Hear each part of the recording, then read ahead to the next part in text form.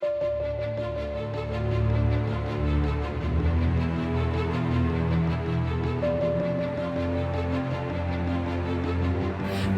je suis Émilie Huette, je suis la directrice adjointe du service politique de la ville pour la mairie de Drancy. Et aujourd'hui, on organise un village citoyen et sportif. C'est une journée qui vise à proposer des actions de sensibilisation aux risques routiers, de gestes premiers secours, mais également des activités ludiques et sportives avec pas mal d'associations drancéennes. Vous attachez bien votre ceinture, parce que c'est cette partie de la ceinture qui va vous garder en vie et sans blessure dans l'accident. Merci. J'ai peur. Moi aussi.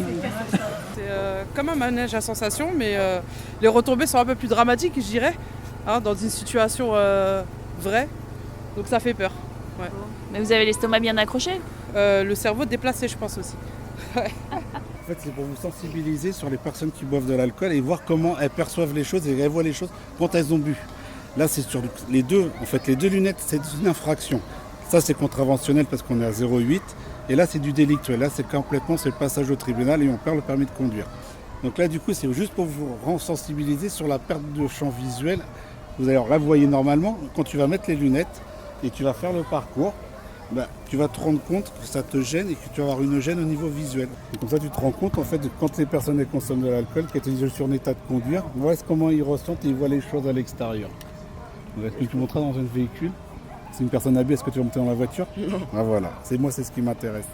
Et nous sommes la société Transdev, donc Île-de-France Mobilité. On est là aussi pour sensibiliser les jeunes, les parents aussi, sur les angles morts. Dis donc, tu t'appelles comment toi? Johan. Johan, tu as déjà conduit un grand bus comme ça? Non. T'aimerais conduire un vrai bus et rouler avec? Oui et non parce que j'ai peur un peu, parce que ça j'ai peur de voir pas des personnes et de les escariser sans faire exprès. Et oui, parce que ça a l'air bien. Vous êtes son coach? Ouais, son coach, son père, tout. Tout? Vous êtes tout pour lui? Je suis son père. Vous êtes fier de lui? Ah ouais. Oui, pour tout. C'est mon fils, donc je suis fier pour tout ce qu'il fait. Même quand il rate, je suis fier. Là, il a raté, je suis fier de lui. Il a essayé au moins. C'est difficile? Ouais. T'es arrivé jusqu'en haut? Non. Ce sera pour la prochaine fois? Ici, tu as 3 panneaux. Là, c'est celui à l'école. Là-bas, il y a à la maison. Et derrière moi, là, il y a dans la rue. Tu peux choisir une question qui va pour les 9-13 ans. Tu vois, 9-13 ans, moi, jeune citoyen. Tu choisis la question que tu veux. Donc là, ça va être sur l'école. Et puis après, je te propose qu'on aille au panneau là-bas pour entendre la réponse. Un élève peut-il être changé d'école ou de collège pour des raisons de comportement? Ces personnages-là vont répondre. Les parents. Oui. Le copain? Si on change d'école, on a de nouveaux copains. Juste ici, il y a dans la rue. Tu vois, parce que dans la rue, il peut se passer plein de choses aussi. Alors, si quelqu'un m'agresse, ai-je le droit de me venger? Est-ce la police qui décide de mettre les gens en prison? Existe-t-il des lois pour protéger les enfants? Tu vois, il y a tout un tas de questions. Sur le 5, quelle couleur? Vert, vas-y. Si un enfant de moins de 13 ans est surpris par la police en train de commettre une infraction, peut-il être gardé au commissariat? Les parents? Oui, mais nous devons être immédiatement prévenus. Le copain? C'est nul les commissariats. Le directeur d'école? Cela ne concerne pas l'école. Le travailleur social? Oui, mais heureusement c'est très rare. Le policier? Oui, s'il a plus de 10 ans, il peut être retenu au commissariat pendant 10 heures. Avant 10 ans, c'est impossible. La juge? Oui, mais il faut que je donne mon accord. Kélia, tu voulais nous poser une question? Oui. C'est le monde à l'envers, c'est moi qui pose les questions normalement. C'est quoi ta question? Un professeur a-t-il le droit de frapper un élève? Ah, ça c'est une bonne question. Eh ben viens, on va regarder la réponse. Tu fais le code.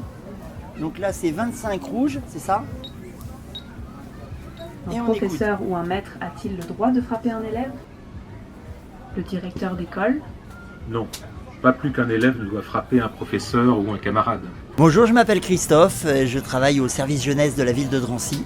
Et vous voyez ici autour de nous les expositions qu'on utilise dans les différentes classes, soit en primaire pour les CM2 qu'on a vu tout à l'heure avec les jeunes qui sont passés, soit ici, juste à côté de nous, pour les 4e, les classes de 4e de la ville.